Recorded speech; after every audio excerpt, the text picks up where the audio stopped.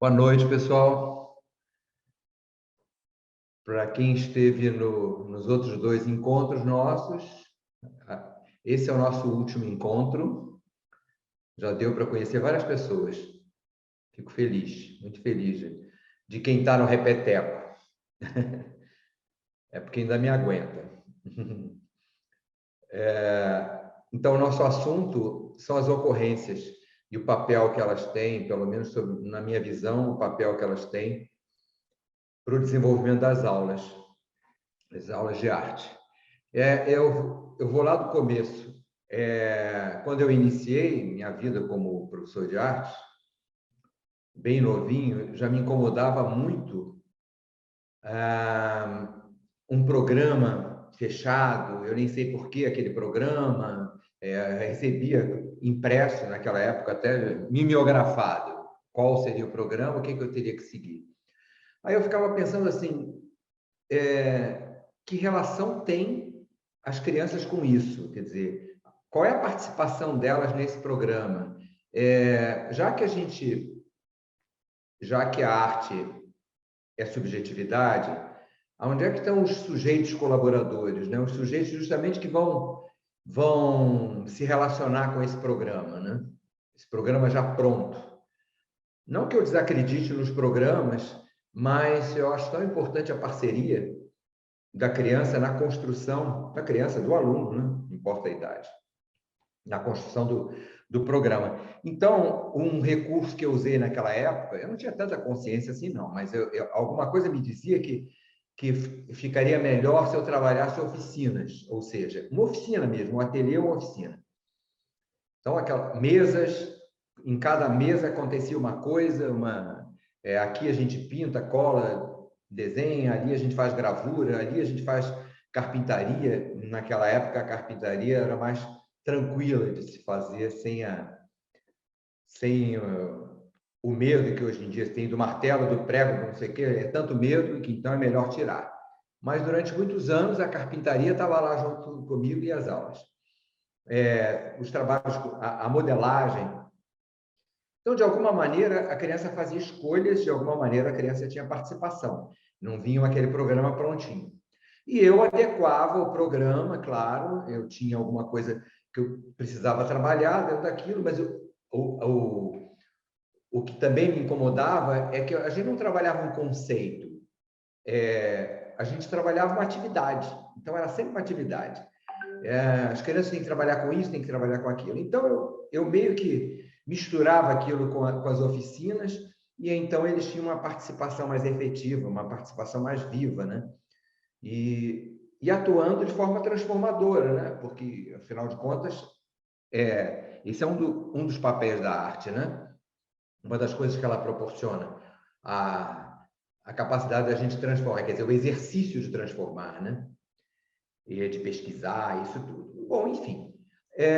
Depois, com o tempo, eu nem sempre podia trabalhar numa oficina e, e eu comecei a ficar atento ao que ocorria em aula e até que ponto aquela ocorrência não era uma fala da criança ou das crianças, né? Então, eu comecei a notar, porque depois de alguns anos eu comecei a escrever muito, fazer síntese das minhas aulas, até para poder refletir um pouco e ver que caminho eu tomava. Eu não tinha supervisão nenhuma, então era uma coisa meio que lá vai o bem intencionado, né? Então eu juntava essas minhas anotações e comecei a perceber que se eu lidasse com aquilo que as crianças me trazem, seja através de um comportamento inadequado ou uma descoberta super positiva dentro da arte, ou uma relação social mais bem desenvolvida, de interesse das crianças, grupos se formando e atuando juntos, isso tudo era material. E eu comecei a chamar isso de ocorrência. No começo não tinha esse nome, mas alguns anos depois, são as ocorrências. Então, essas ocorrências passaram se transformaram em material reflexivo para mim, para que eu pudesse devolver. Ocorrência como a questão, a participação da criança, o que ela tem para me dizer através do comportamento, né? Então, o interesse, de repente, todo mundo interessado em figura humana, pensar uma maneira da gente trabalhar a figura humana. Todo mundo interessado em tinta, tridimensão, por que não falar de 2 dimensões e de 3? Enfim. Depois vieram as propostas, ou seja, de que maneira eu transformo essa ocorrência numa proposta? Ou seja, de que maneira eu devolvo para as crianças aquilo que eles me trazem, estão me trazendo ali no grupo. Fui descobrindo que quanto menos falar e mais agir artisticamente, era melhor. Eu acho que eu colhia resultados e via o envolvimento deles, um envolvimento muito maior. Porque, afinal de contas, aí várias reflexões vão vindo, né? Afinal de contas, ou a gente admite, aceita, considera que a arte é uma linguagem, ou então a gente tem que ficar traduzindo ela o tempo todo, né? Coloca tudo em palavras porque ela não dá conta. Então, se eu estou achando que ela não dá conta, é porque é pouco, né? Eu subestimo a capacidade de comunicar, né, da arte, de ser efetivamente uma linguagem. Então, comecei a reduzir minha fala, que foi uma coisa difícil a princípio, porque eu sempre me envolvi muito com as crianças e tal, e dando muita opinião e tudo, mas sempre esperando que eles decidissem o que eles queriam. Um pouco a ansiedade de que tudo dê certo, então, às vezes, eu ia além da conta até. Mas, enfim, fui reduzindo a minha fala pouco a pouco e entrando mais com as ações, ou seja, com as propostas. Dando apoio individual ou em grupo, beleza. Mas eu precisava de uma proposta para juntar isso tudo. E essa proposta, em alguns casos, também precisava conversar com os interesses da escola, um programa escolar, né? Um projeto. É que, na época que eu atuava diretamente com as crianças, lá nos primórdios, não existia projeto escolar, ou pelo menos eu nunca tinha ouvido falar, né? Isso foi muitos anos depois. Tinha um programa, mas não tinha um projeto. Então, mas depois eu vi que ocorrência conversa com tudo. Bom, eu estou, assim, o pensamento está meio fragmentado, mas daqui a pouco eu vou tentar juntar aqui tudo. Eu tenho as ocorrências, eu tenho a arte como linguagem, e aí, aonde fica essa linguagem? Num espaço que a gente pode chamar de um espaço sublime, né? Sublime no sentido de não estar comprometido com nenhum julgamento, nenhuma questão moral que determina que tem que ser assim ou assado. É um espaço que, se a gente fala assim, o espaço do tudo pode, parece uma coisa sem propósito nenhum. Não, ele tem um propósito / objetivo, mas é um espaço do tudo pode no sentido das múltiplas interpretações. Quer dizer, eu posso interpretar do meu jeito, né? Isso é papel da arte. Como eu interpreto aquilo que eu vejo e aquilo que eu faço, né? Portanto, seja como contemplador ou produtor. Eu tenho a liberdade da significação, a liberdade simbólica, né? De lidar com os símbolos, criar meus próprios símbolos até. Então, esse espaço, que eu não quero chamar de tudo pode, mas estou chamando, é o que eu chamo de espaço sublime. É esse espaço da liberdade sem comprometimento. Ele não está comprometido. Isso não pode, isso é feio, isso não é moral, isso não é o espaço onde eu utilizo a linguagem da arte para as representações que eu quiser. Então, eu tenho, então, Agora, somado a isso aí, esse espaço sublime. Para eu acessar esse espaço sublime, eu não posso me munir de coisas concretas, porque eu não entro, não tem passe, não tem como entrar num espaço sublime lotado de coisas concretas, de pensamentos concretos. Assim um queijo é um queijo, uma faca é uma faca, uma corda é uma corda. Não. No espaço sublime, uma corda pode ser uma ideia. Uma faca pode ser um caule de planta. Pode ser tudo. Eu posso abstrair, eu posso transformar paralelepípedo em nuvem, e eu posso transformar nuvem em cor, ou em som, ou em gesto. Eu posso interagir com as linguagens. É o espaço do tudo pode que tanto nos beneficia, mas, ao mesmo tempo, amedronta muita gente. Porque nos amedronta muitas vezes, porque o espaço tudo pode, eu fico sem as margens para me segurar, né? É o espaço do tudo pode. Mas é nesse espaço que eu descubro muito. As grandes descobertas se fazem nessa insegurança, digamos assim. Porque nesse espaço tem dúvida, certeza nenhuma. Ninguém tem certeza no espaço sublime. É o espaço sublime. Então, mas para chegar lá, eu não chego com nada concreto, mas eu chego com a poética, que representa todas as linguagens artísticas. Ela permeia todas as linguagens artísticas. Poética, está se falando de música. A poética está presente. Está se falando de teatro, a poética está presente. Está falando de cinema, de fotografia, né? Artes plásticas, literatura, tudo. A poética está presente, né? Eu estou falando não de uma literatura descritiva e tal, nem como também porque a arte não é descritiva de qualquer forma. Então você pode estar pintando, mas está sendo tão descritivo que você já abandonou a arte na hora que você descreveu. Mas enfim, você está com a poética. Com isso você tem o passe para o sublime, né? A poética por si só não julga. Como que eu vou ler uma poesia que é a representação mais direta da poética, né? A poesia em si. Como é que eu vou ler uma poesia? Não pode. Como assim? As águas vão ser absorvidas pela pedra. Sei lá, me veio aqui qualquer frase.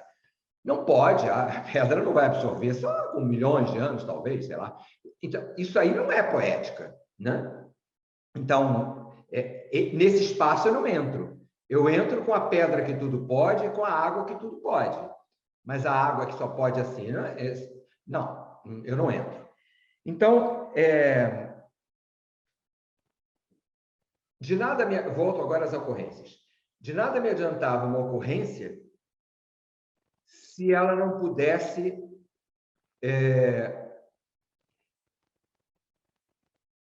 ser provocadora de uma ação artística, de uma manifestação artística.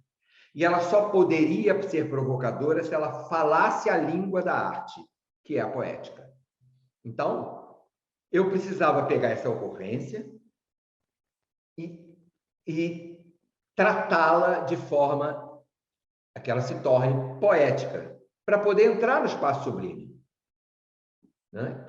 E onde eu vou encontrar todas as manifestações artísticas, inclusive. Então, um elemento concreto, eu preciso transformar um paralelepípedo em algo muito além do que apenas um paralelepípedo. Então, para transformar, para metaforizar, para dar outros significados, outros símbolos, eu estou poetizando, né? Porque ele deixa de ser aquilo que todo mundo sabe o que ele é, todo mundo imagina o que é, aquela pedaço de pedra retangular, que é um paralelepípedo mesmo, a forma, e para ser qualquer coisa, né? Então, nisso, milhões de questões surgem. Uma delas é assim: como é que eu vou pegar o mau comportamento desse menino, que é a minha maior ocorrência, esse menino que desrespeita todo mundo, e transformar isso em poética. É um exercício. É um exercício, porque esse menino traz, esse menino aí que é inventado, esse menino traz uma fala através desse comportamento desrespeitoso, né? E que, eventualmente, senão, seguramente vai me fisgar, porque é muito desrespeito, né? Então, independente das atitudes pedagógicas que a gente precisa tomar, né? Até de impedir, né? Seja o que for, né? Depende das regras e dos combinados de cada espaço, mas ele trouxe alguma coisa também para a arte. Ele pode ser impedido, mas ele traz um elemento bom para a arte. É bom na medida em que eu transformar isso em poética. Ou seja, na hora que eu me desvinculo do desrespeito, não é para apagar o desrespeito, mas estabeleço relações da palavra desrespeito com outras possibilidades, né? Eu me afasto do concreto e daquilo que me atinge diretamente, daquilo que me fisga, e vou... É como se eu já começasse a me encaminhar para o espaço sublime, que é o espaço da poética. Aí eu pego a palavra mais poética que eu consegui desse descolamento, digamos assim, pego esse mais poético e transformo numa proposta e devolvo como proposta. É um alívio. Primeiro, muitas vezes é difícil a gente se afastar, porque a gente está tão fisgado que o anzol pegou mesmo a gente pela boca e a linha é grossa e segura lá que a gente não consegue sair. Mas, num tempo ou num processo reflexivo maior, a gente consegue... Até a consciência de que eu estou sendo fisgado por esse garoto. Só essa consciência já fragiliza o anzol lá. E a gente consegue se afastar. Aí tem só para poder entender, porque eu estou falando de afastamento, está tudo muito poético, e tudo bem, afasta como? Um exercício que eu faço é muito simples, mas a gente tem que ser muito legítimo, não pode ficar em altas elaborações.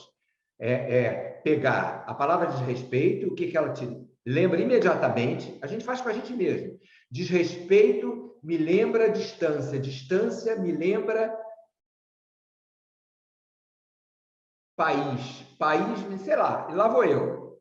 Depois eu não posso ficar o tempo todo desrespeito me lembra distância. Aí eu já vou para uma palavra lá e de novo me conecto com o desrespeito. Não, abandona, desapega do desrespeito e vem nesse processo e para ver nesta relação de palavras que você vai até escrever, porque senão vai esquecer, eu faço assim.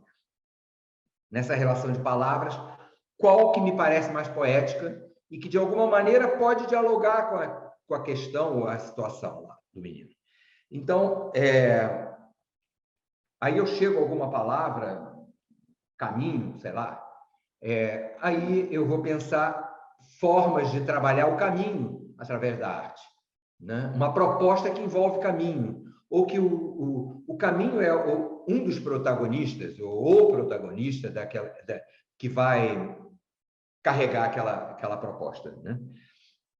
Eu estou falando, depois, eu acho que a gente vai ter um tempinho, depois façam todas as perguntas que eu não souber responder, eu falo que eu não sei. Aí,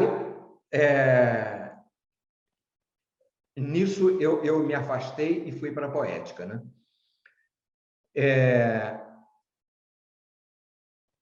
Então, entre a ocorrência e a manifestação em si, tem que ter poética. Entre a ocorrência e a manifestação, essa poética já é arte. E essa poética, a gente pode imaginar, assim, só uma imagem mesmo, como um colchão. que vai reduzir o impacto entre aquela ocorrência, quando ela é incômoda, porque nem sempre é, às vezes é super prazerosa, entre isso e a questão em si. Quer dizer, é a questão que está sendo levantada e você como professor, ou todo o grupo.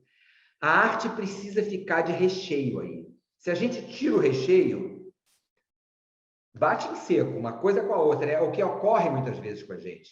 Porque se a gente não vê a criança como uma fonte de material para o nosso trabalho, a gente fica em contato direto. A gente se emociona demais. Ai, coitadinho, ele é tão sofrido. Depois desse abandono da família, aí você fica envolvido, não consegue fazer mais nada, você quer levar para casa. Isso é tão prejudicial quanto aquele super agressivo que te incomoda, que você nunca mais quer ver. Naquele momento, você não quer nem ver. Porque falta o colchão. Tá o professor aqui e o aluno ali, sem a arte. Você diz que está dando aula de arte, mas não está dando. Porque ela não está presente entre você e o aluno, entre você e as questões, entre você e o grupo. E a gente é mero facilitador do processo artístico das crianças. É muita pretensão achar que a gente é que vai fazer loucuras com a cabeça dele. Ele é que vai fazer, ele é que vai chegar a isso tudo. A gente vai proporcionar, que parece simples, de certa maneira se a gente se acostumar ao processo, a viver os processos, os nossos processos reflexivos, né? Eu acho que anotar, fazer síntese é super importante, porque você registrou ali, depois quando você lê, não tem como escapar. Estava fresquinho ainda na sua cabeça, escreveu, depois você mesmo já descobre os seus gatilhos,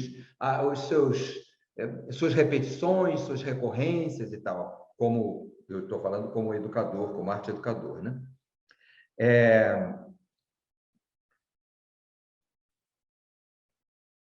Eu estou aqui com o meu papelzinho para não esquecer nada. Quando a ocorrência em aula,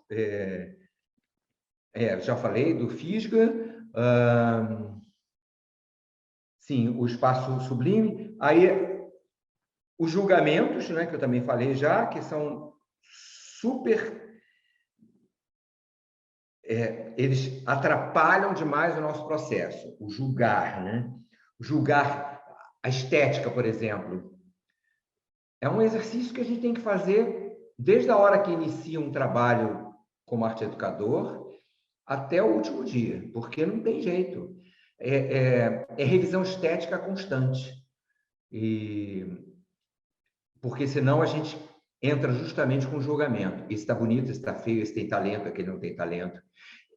Esse é dedicado, esse é focado, esse não é focado. Esse é cuidadoso, esse não é cuidadoso, ele faz de qualquer jeito. Então, a gente vai julgando, muitas vezes, eu não estou dizendo que não caibam observações sobre uma criança, mas muitas vezes ela está aprisionada por uma estética empobrecida, que é assim, ai gente, essa cor não combina com aquela, e borrou tudo, foi para fora do papel, e não tem a menor noção de espaço. Olha o tamanho, coisa pequenininha nesse papel enorme, deixa esse espaço todo. Olha como ele pinta fora da linha.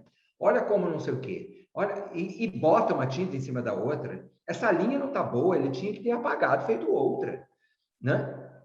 Então, isso tudo é estética empobrecida, porque num traço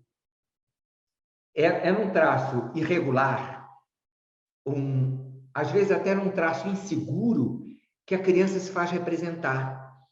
O trabalho ganha uma importância pela insegurança do traço ou pela segurança do traço.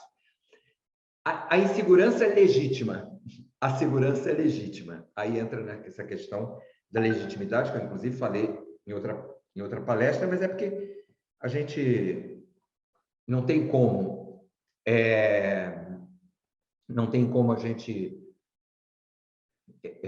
não considerar legitimidade, porque só existe arte mesmo se houver legitimidade, né? Então, eu vou... Alguns de vocês já conhecem, mas eu vou compartilhar aqui a tela para mostrar a dinâmica das práticas reflexivas, porque, pelo menos, me dá uma passadinha, eu acho que é interessante, que é esse processo que vai da ocorrência até a proposta, tá? Aí é o seguinte, pessoal, aqui a gente tem... espero que vocês estejam vendo aí, numa boa. Então, eu lancei uma proposta, eu, como professor, observei o processo todo e depois eu elegi uma ocorrência. A ocorrência é porque eu falei tanto do menino desrespeitoso, fica parecendo que é sempre para resolver pepino. Mas não, é também para a gente descobrir um interesse do grupo, uma descoberta que uma criança fez. Uma criança, por exemplo, ficou super motivada porque descobriu uma transparência. Aí você já deu maior força para todo mundo ir para a janela, para o vidro lá, para botar o papel um sobre o outro e trabalhar a transparência, fazer pesquisas com transparência. Gente, a ocorrência pode ser transparência. Então, não é necessariamente para trazer uma atividade de transparência, exatamente sobre transparência, mas o que está por detrás de alguma coisa, não necessariamente um papel sobre o outro e com luz atrás aparece. Isso, de repente, já fizeram na aula anterior, mas a grande descoberta foi a partir daí. Mas aí outras formas de ver ou de pensar transparência, um pouco assim. Aí, isso daí, vamos dizer, a minha ocorrência foi transparência.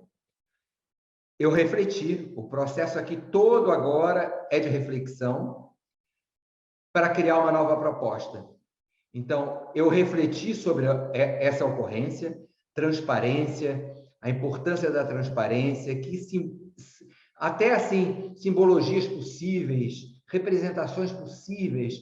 Aí, isso tudo é um processo reflexivo e também nesse processo reflexivo ainda, em que proposta poderia veicular esse argumento que é a transparência? Porque a ocorrência virou argumento para se fazer arte. Aí ganhou uma forma, que é uma proposta.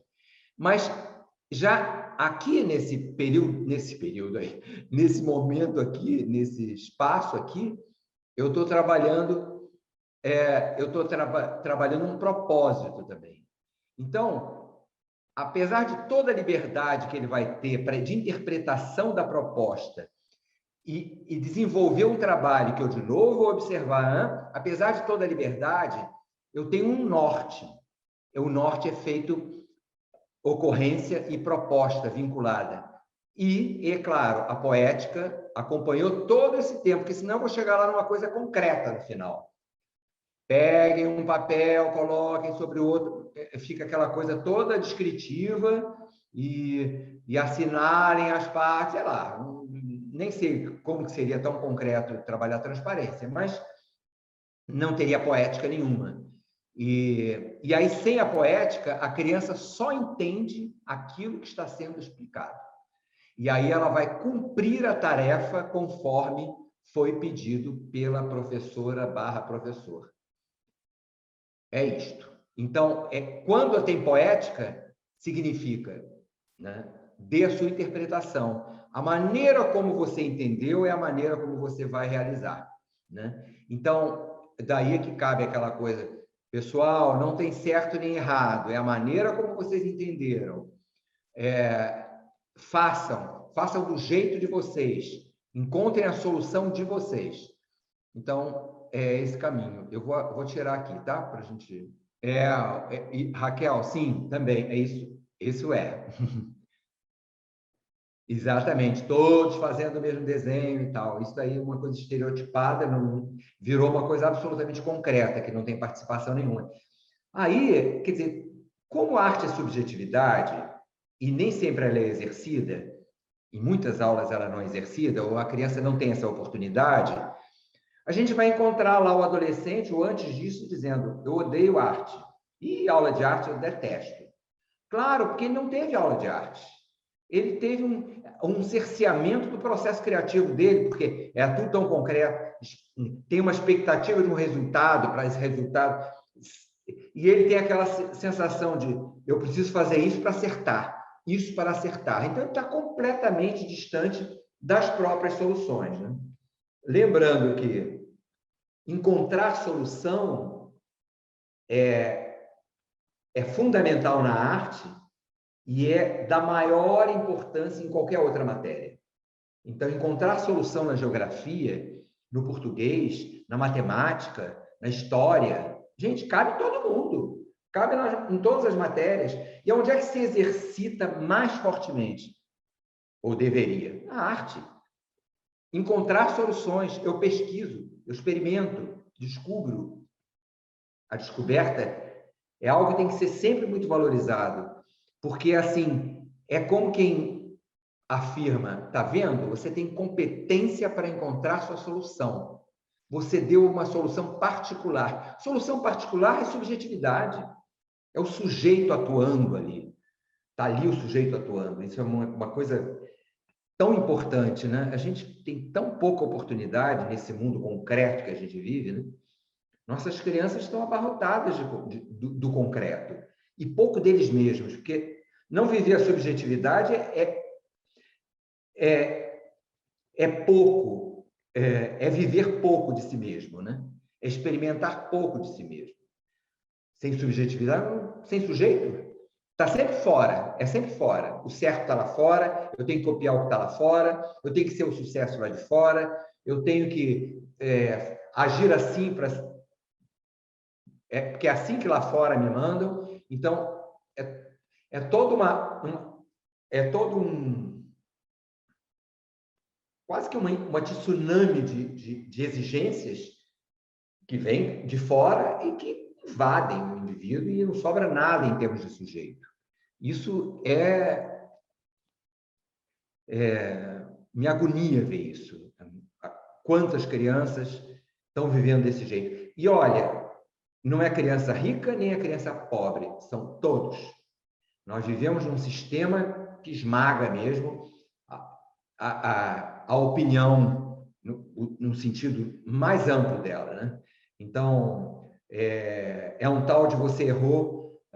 O que a gente mais vê hoje em dia são as pessoas amedrontadas com o próprio erro, têm medo de errar e dissimulam quando acham que erraram. Nunca dizem assim, ai, foi mal, realmente foi furo, não era isso não. Ou então, eu, professor, gente, espera aí, falei besteira, acho que falei besteira. Ou alguém me pontua que eu falei besteira, eu digo, não, aí eu fico dourando assim, a pílula para sair melhor na fita. Isso isso é o resultado desse sistema, né? De sempre eu preciso acertar. Tudo depende de nota, quer dizer, muitas vezes o critério é aquela coisa, errou, acertou. Então, errou mais ou menos, ganha metade. Errou muito, ganha nada. Acertou tudo, ganha tudo. Então, é um fomentar do acerto todo o tempo. Quando ele chega na aula de artes, se ele encontra o mesmo esquema, ele não tem oportunidade, ele não tem contraponto disso. A gente precisa do contraponto, a gente precisa de um espaço que se contraponha. Por isso a arte, quando se fala arte, é transgressora. É o espaço do tudo pode e que incomoda. Ela é transgressora mesmo, porque ela é a indisciplina. Ela não é a disciplina. Ela é a indisciplina, uma disciplina que contém a indisciplina, o espaço de ousadia, né? Gente, as grandes descobertas foram feitas porque teve um ou uma ousada. Alguém foi ousado. Teve uma ousada ou um ousado aí nessa coisa. E que aí descobriu coisas, né? A pílula anticoncepcional surgiu como? a ousadia adolescente foi o grande promotor de agora vamos encontrar uma pílula, né, para o amor livre. Enfim, todas essas mudanças são fruto da ousadia, né? E a arte é esse espaço de ousadia. E eu fico assim pensando que também colocar a arte nesse gueto, a ousadia ali dentro da sala de artes ou do ateliê. Eu acho que é para vazar mais, para usar em outras fontes de pesquisa e de outros saberes, né? São tantos saberes ricos, né? Não é só a arte, mas eu acho que a arte pode ser a liga de todas essas outras fontes. Ela pode ter esse papel, porque é interessante, porque nesse tal espaço sublime aí que eu estava falando, é um espaço que não tem medida, né? Não tem assim. Qual o tamanho do espaço sublime? Ah, tem 20 metros por 35. Tem 1 por 1. Não, ele não tem medida. Não tem tempo. Assim como não tem julgamento, né? Então, por ser um espaço sem medida, tudo cabe, porque tudo, especialmente na arte, na poética, né? Tudo vai além. É para ir além, né? A gente, cada um de nós lê a mesma poesia, cada um interpreta, é tocado de maneira completamente diferente, uns mais, outros menos. Tem o que abandona, tem o que se irrita, tem o que se apaixona, tem o que chora, tem o que conta uma história que é completamente diferente do outro. Enfim, ela não cabe numa medida. Então, como não cabe, quando a criança experimenta a arte, ela se amplia junto com ela e, e acaba estabelecendo conexões, porque ela cresce e ela começa a estabelecer conexões com outras fontes de saber. Então, são as tais analogias, as conexões que a gente vê crianças em aula de artes, aqueles que estão há mais tempo envolvidos, que são fisgados pela arte, usando a mesma palavra ali, é que eles dizem assim, isso aqui tem muito a ver com não sei o quê. Quando está fazendo isso, o conhecimento dele está explodindo, porque já não cabe na sala de artes, vai muito além. Isso assim, eu fico emocionado quando eu vejo isso, essas manifestações, assim, quando as crianças começam a fazer ligações, às vezes até dentro do próprio ambiente mesmo. Puxa, descobri um negócio aqui que eu vou usar naquele trabalho que eu fiz de argila. Melhor, eu vou fazer um outro trabalho de argila e vou misturar com esse negócio. Eu acabei de fazer uma ligação, uma conexão. Está ali, mas já não... Quanto mais conexão eu faço, menos vou caber na embalagem. Vai ser maior do que a embalagem. Então, bom, eu queria ver se a gente abria para conversas, trocas, porque eu acho que a gente pode dinamizar aqui, afinal de contas, como a gente está... O assunto são as ocorrências e, portanto, a participação das crianças. Vamos trocar nossas participações aqui também para não ficar só no discurso. Aí eu vou precisar da ajuda do grande Rodrigo para as perguntas que foram sendo colocadas ali. Ana, mas isso é muito legal, isso que você falou do medo, né? Você foi provocada por essa questão do medo ali. Eu estava lendo, deixa eu voltar lá.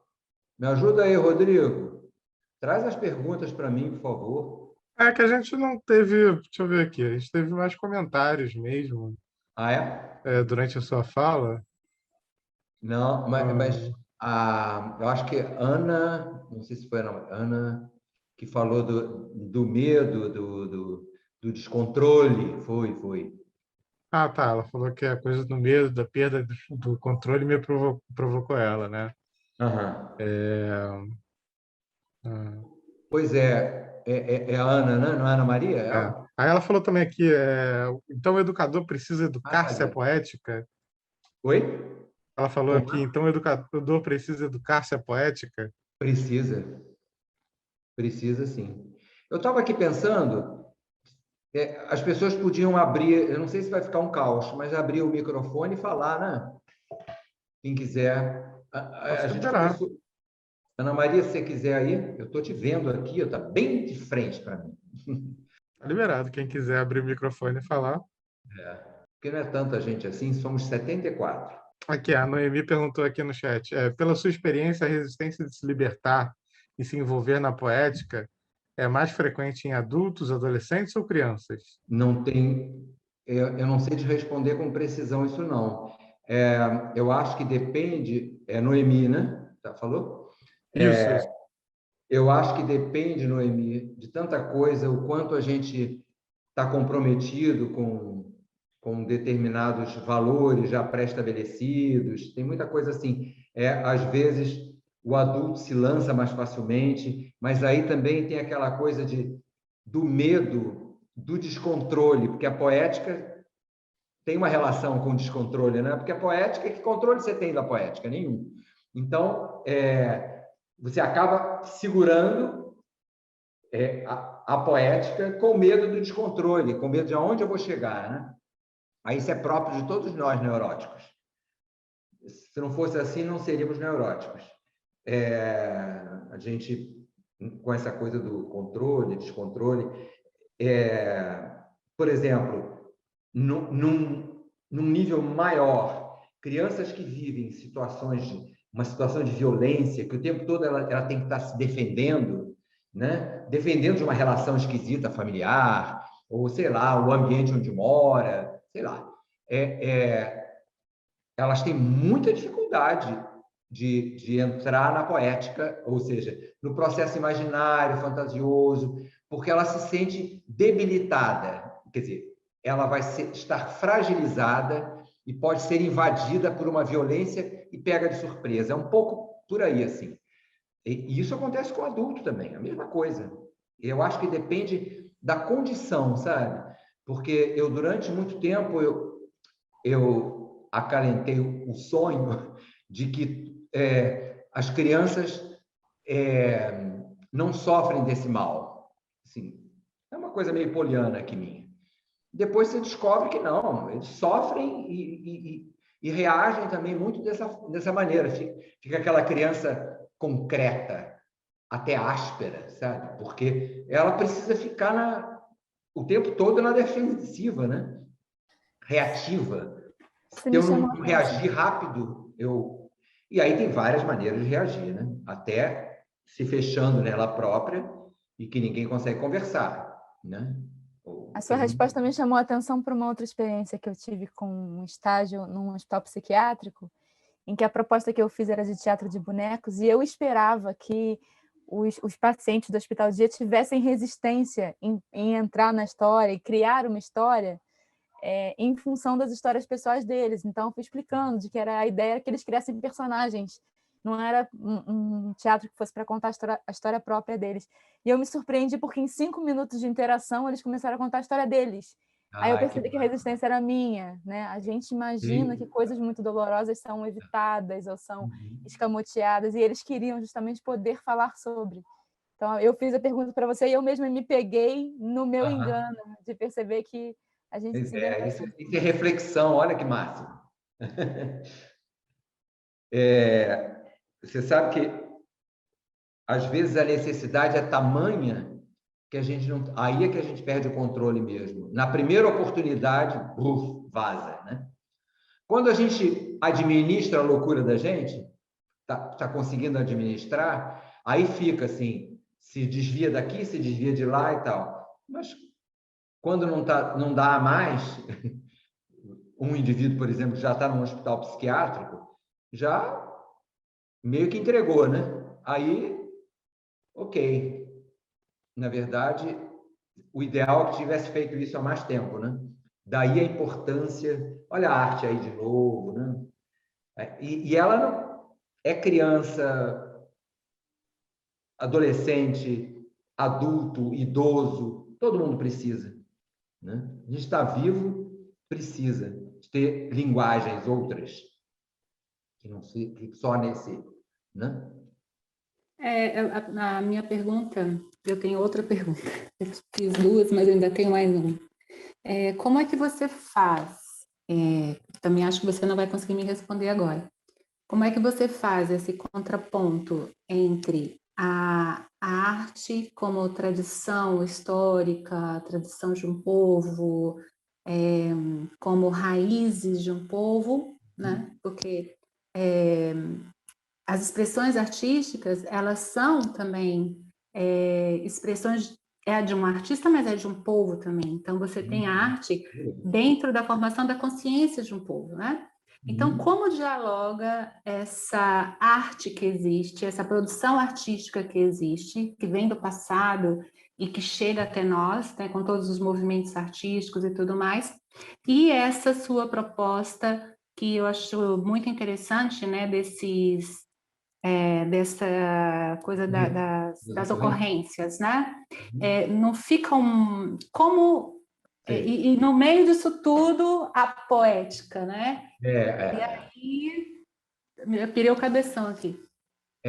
Mas eu acho que um pouco dá para falar sobre isso, sim, porque... Só para esclarecer uma coisa para todo mundo, eu não sou professora de arte. Tá. Então, talvez daí as minhas muitas perguntas. Não, mas essa pergunta é mais do que pertinente, maravilhosa, aliás. Eu acho que aí a gente tem que trazer para a roda aqui a identidade, né? Que vai estar presente nessas manifestações todas, né? A própria história da arte, as raízes culturais. Então, nada mais fortalecedor da identidade do que de onde eu venho, em que cultura eu me estabeleço. Isso é um material muito rico. Eu costumo pensar assim, Ana, vou te chamar de Ana, tá? Eu costumo pensar assim, um artista, um movimento, uma linguagem de um folclore, seja ela qual for, e que seja representativa dentro... O que eu quero dizer é que um movimento histórico, por exemplo, ele é tão importante e rico quanto a tinta roxa, a tinta preta, a tinta branca, o lápis, o corpo, enfim, é mais um recurso que a gente tem de fortalecimento. E quando a gente traz a identidade, e que não tem como ela não estar presente todo o tempo, porque se não houver construção de identidade associada ao processo criativo, não há autorreconhecimento e autoestima até suficiente para o meu caminhar. Tudo que eu faço é muito feio. Então, eu não tenho como colocar nenhum conhecimento numa base tão fragilizada. Então, o elemento primordial, na minha opinião, é a autoidentificação. Então, a gente vai encontrar crianças, muitas vezes, que, por alguma circunstância, não sabem de onde vieram, né? Ninguém reportou que se ela gostava de goiaba e não gostava de melancia, e que ela só comia com colher e que detestou quando começou a comer com garfo. Não tinha ninguém para oferecer nenhum dado autoidentificador, mas a origem dela, alguma coisa na origem pode entrar nesse lugar. Mas não interessa apenas, pelo menos na minha opinião, trazer a origem para esse lugar. Trazer por trazer. Trazer é veiculada pela arte. Então, fortalecendo uma manifestação artística que, ao invés de eu vou trabalhar tintas, não, eu vou trabalhar um aspecto da história que tem representação. Falar, por exemplo, apresentar argila e explicar uma técnica bem simples dos índios para fazer um potinho e reforçar que essa é uma técnica indígena e reforçar que isso daí serve para comer ali dentro, serve para guardar coisas, com essa mesma massa, quando eu estou tocando numa mesma massa, por exemplo, que de alguma maneira tem relação com a minha ancestralidade, eu me apodero e ocupa um lugar, isso ocupa um lugar de autoidentificação, quer dizer, fortalece a minha identidade. Com isso, eu vou lidar com novos movimentos, e esses novos movimentos estão mais seguros, né? Então, tem um processo que não dá para passar por cima, que é a questão da identidade. E os recursos de identidade são muitos, né? Daí o processo reflexivo mesmo. A Andresa, que está aqui bem na minha frente, adoraria que ela trouxesse uma coisa que é pertinente ao que a Ana falou. Bem pertinente aí, que lembra, Andresa, sua filha, lá no projeto, quando ela começou a trabalhar com as origens, né? Sem muito conhecer das origens, né? Sim. Você pode? Acho que está afiando um pouquinho, né? Mas eu lembro, sim. Eu sou do Nordeste e a minha filha, ela trazia muita linha dos trabalhos, e trazia muita linha, desenhava linha, fazia linha com argila, era muita linha. Todos os trabalhos dela tinham alguma coisa com linhas e desenho. E em uma aula, ela trouxe um desenho que era muito parecido com as golas de maracatu de baque solto, lá do Nordeste, da onde eu sou. E meu pai, ele é fundador lá do Maracatu, e eu moro aqui no Rio de Janeiro. A minha filha não tem tanto contato com eles.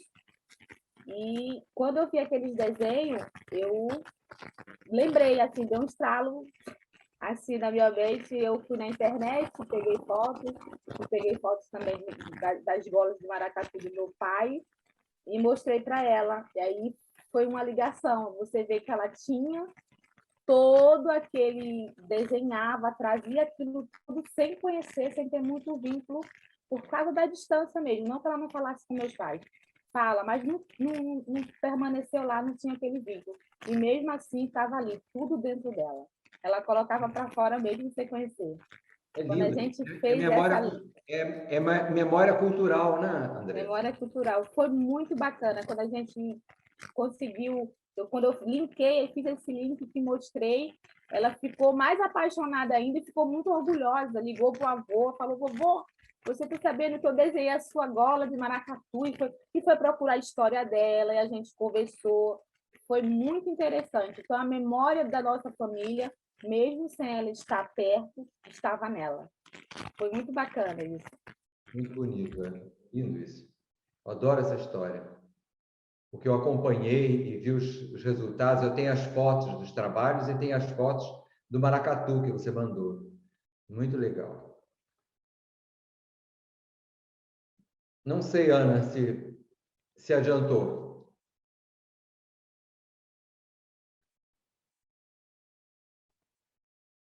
Tá, você está muda, Ana Maria? Sim, começou a me responder. Mas eu me matriculei no seu curso e eu acho que a gente vai ter muita oportunidade de conversar sobre isso. Vamos, Com certeza. Tá bom? Tá Obrigada. Eu tenho que sair, que eu tenho uma reunião agora também. Tá certo. Valeu. Tchau, boa noite para todos. Então, pessoal, já passamos do horário, eu acho. Não, 7h30 às 8h30, né? 7h30 às 8h30. Isso mesmo. Tem mais perguntas aqui. As ocorrências são espontâneas ou podem ser provocadas? Não, são espontâneas. Sibeli, são espontâneas, sim. A gente não provoca, não. A gente provoca com proposta. Ou para ir mais fundo naquela questão, né? Questão que eu digo uma questão plástica, tá? Não precisam ficar levando sempre para questões ligadas à psicologia, não. É mesmo ir mais fundo gosta de detalhe, vamos aprofundar no detalhe, gosta de preto e branco, ou só trabalha com preto, vamos trabalhar com muitos tons de preto e descobrir os tons de preto, e por aí vai. Essa história da Andresa, né, que é linda mesmo. E a Andresa é muito generosa. Ela é muito generosa. Ela é professora do projeto. Os filhos foram alunos do projeto, as filhas foram alunas do projeto, e ela hoje é uma mega professora, viu? Mega, super envolvida e apropriada dos conteúdos, maravilhoso. Obrigado, Margarete, também, que bom você esteve aqui. Obrigado, Sibeli. Estamos nos despedindo, né? Eu também acho, Margarete, ótimos nossos encontros. Adoro. Ainda mais que eu estou começando a conhecer todo mundo, agora que estou começando a conhecer. Uns eu já conhecia, mas tem umas pessoas que eu só conheço daqui. Acho que a Lígia é uma, se não me engano. Mas o Marcelo eu já conhecia, eu acho. Então, beleza, pessoal. Vamos nos despedindo, então? Um grande abraço, muito obrigado pela presença de vocês. E a gente se encontra. Tchau, Pedrinho.